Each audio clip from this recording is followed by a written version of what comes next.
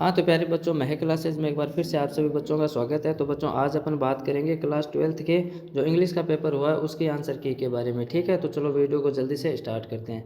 अब देखो बच्चों, इसका जो फर्स्ट सेक्शन नंबर जो ए है उसमें मतलब आपको पैसेज दिया गया है। ठीक है ना, तो इस पैसेज को देख कर मतलब हमें आंसर देने हैं। ठीक है, तो बच्चों कोई ज़्यादा हार्ड नहीं है। इसका जो फर्स्ट क्वेश्चन है वो देखो क्या कहता है, which was the familiar crunch.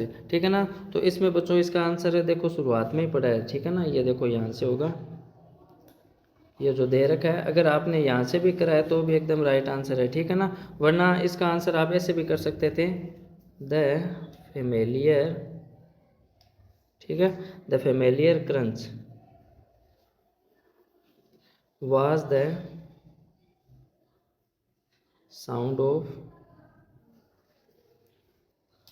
Of the bus. ठीक है ना, इसका आगे और भी होगा तो मैं आपको पूरा नहीं बता रहा हूँ। ठीक है ना, तो ऐसे इसका आंसर होगा। ठीक है, तो बच्चों मैं इसके आपको लास्ट वाले क्वेश्चंस बता देता हूँ, या फिर ये जैसे दूसरा क्वेश्चन है, ये देखो क्या कहता है, who jumped out from the bus, मतलब बस से कौन कूदा था, तो इसका आंसर होगा द बॉयज़, यानी जो लड़के थे वो बस से कूदे थे, तो ये इसका राइट आंसर हो जाएगा। ठीक है, तो ये तो आई होप आपने अच्छे किए होंगे, क्योंकि ये आप पे डिपेंड करता है कि आपने क्या किया है। ठीक है ना, तो मैं कुछ भी बताऊँ तो मैं इसके आपको लास्ट वाले क्वेश्चन मतलब बता देता हूँ। जैसे ये जो सातवां क्वेश्चन है इसमें आपसे क्या पूछा है, ऑपोजिट पूछा है किसका, यस्टरडे का, और यस्टरडे का मतलब होता है मतलब बीता हुआ कल, तो इसका आंसर बच्चों आपको मिल जाएगा द नेक्स्ट डे, इसमें दिया हुआ है। ठीक है, ऑपोजिट पूछा है अगला दिन, ये इसका राइट आंसर हो जाएगा। ठीक है, फिर इसका जो दूसरा है उसमें आपसे विच मीन पूछा है, यानी सिमिलर वर्ड पूछे हैं आपसे। ठीक है ना, तो बनाना का मतलब बच्चों क्या होता है, केला होता है। ठीक है ना, तो इसका सिमिलर वर्ड क्या हो जाएगा, ये जो आंसर देखो इसमें आपको मिल जाएगा अगर आपने ये करा है। ठीक है ना, प्लेन टेंस,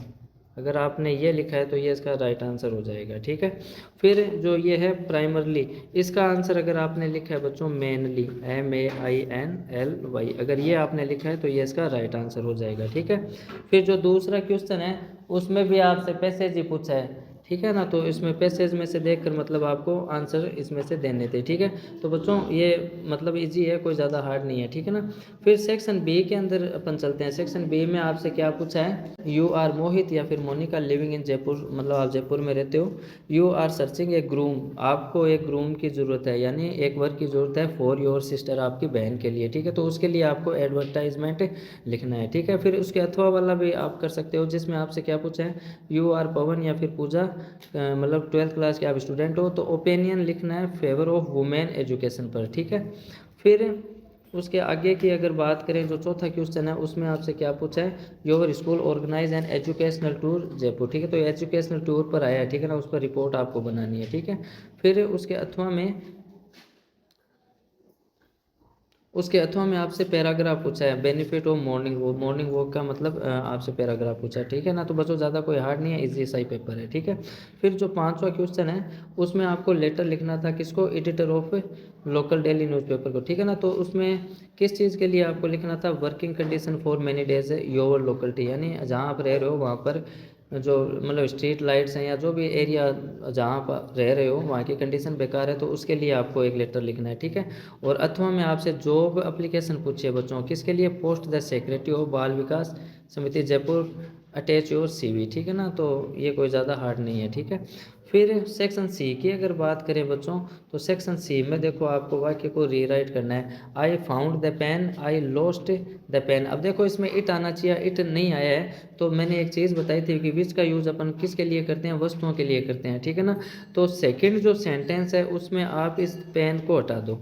ठीक है ना, और ये देखो कि ये यूज़ किसके लिए हुआ, तो ये इसी के लिए हुआ, तो आप दो तरीके से बना सकते हो, I have found the pen which I lost, तो दो तरीके से बना सकते हो, I have found the pen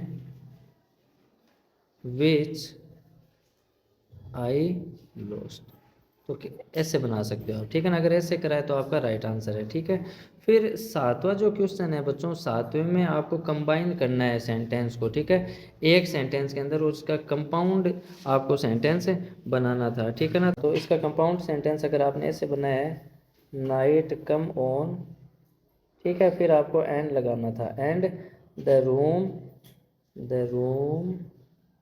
फिर ग्रू डार्क, अगर आपने ऐसे बनाया है ना तो ये आपका राइट आंसर है, कंजक्शन जोड़ना था एक एंड का। ठीक है, फिर जो आगे वाला क्वेश्चन है बच्चों, 8वां क्वेश्चन, इसमें देखो आपको क्या करना था, द बर्गलर्स, इसमें अगर फर्स्ट में आपने ब्रोक इनटू भरा है तो ये आपका राइट आंसर है, ठीक है। सेकंड में आपको गेट अप करना था और तीसरे में आपको पुट ऑफ करना था, ठीक है। फिर जो 9वां क्वेश्चन है उसके फर्स्ट के अंदर आपको करना था and, birds fly and fish swim, ठीक है ना। फिर सेकंड के अंदर आपको वाइल करना था और तीसरा जो पॉइंट है उसमें नॉट ओनली बट आल्सो का आपको यूज़ करना था, ठीक है। अगर आपने ऐसा किया है तो आपका राइट आंसर है, ठीक है। फिर सेक्शन डी के अंदर बच्चों मतलब आपसे पैसेज पूछा है, ठीक है ना। तो इसके फर्स्ट में बच्चों देखो क्या आंसर हो जाएगा। तो फर्स्ट में अगर आपने ऑप्शन नंबर सी करा है, ठीक है ना, तो ये इसका क्या हो जाएगा, राइट आंसर हो जाएगा, ठीक है। फिर जो दूसरा क्वेश्चन है उसमें बी ऑप्शन होगा, ठीक है। तीसरा जो है उसमें होगा ए पेजेंट, ठीक है। फिर जो चौथा क्वेश्चन है उसके अंदर आपने अगर डी ऑप्शन करा है तो ये आपका क्या हो जाएगा, राइट आंसर हो जाएगा। और पांचवें में आपको बी करना था, ये इसका राइट आंसर होगा, ठीक है। फिर जो छठा क्वेश्चन है इसमें आपको ए ऑप्शन बनना था, ठीक है। अगर आपने ऐसा किया है तो आपका राइट आंसर है, ठीक है। फिर बच्चों ये आ जाते हैं आपके बड़े क्वेश्चन, ठीक है ना। तो आई होप आपने अच्छे किए होंगे बच्चों। और अब अपन लास्ट क्वेश्चन की बात कर लेते हैं हु वाज लुइजा, मतलब ये लुइजा कौन थी। तो बच्चों इनमें से कोई भी ऑप्शन राइट नहीं है, तो इसमें ऑप्शन नंबर जो डी है वो इसका क्या हो जाएगा, राइट आंसर हो जाएगा। How many rings were sent to डूरिसानी, ठीक है ना, कि मतलब कितनी रिंग्स यानी जो अंगूठियाँ थी वो भेजी गई थी। तो सेकंड में ऑप्शन नंबर जो बी है बच्चों वो राइट हो जाएगा 50, ठीक है। फिर जो थर्ड पॉइंट है, थर्ड पॉइंट के अंदर फॉर हाउ मैनी ईयर्स गोल्डवानी थ्रीव्ड, तो थर्ड में बच्चों ऑप्शन नंबर जो ए है 656 मिलियन, ठीक है, ये इसका राइट आंसर होगा। फिर जो चौथा क्वेश्चन है उसमें आपको ऑप्शन नंबर सी करना था, ठीक है। फिर जो पांचवा क्वेश्चन है वो कह रहा है what was the full name of सदाव, सदाव का पूरा नाम क्या था। तो बच्चों डॉक्टर सदाव होकी उनका पूरा नाम था, ठीक है। फिर जो छठा क्वेश्चन है हनाज बेबी बॉय वाज नियरली, वो मतलब कितने साल का था। तो वो बच्चों 3 मंथ ओल्ड यानी 3 महीने का था वो। फिर who forbade Derry to go to the garden again, मतलब कौन भूल गया था।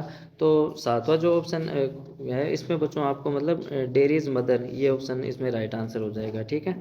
फिर आठवें क्वेश्चन में हु वाज जुडीविन यानी कौन था।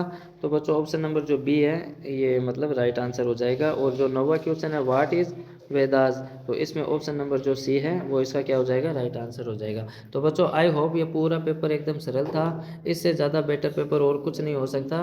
आई होप आपने अच्छा ही किया होगा। अब बच्चों अब अपन नेक्स्ट वीडियो में मिलेंगे, तब तक के लिए बाय।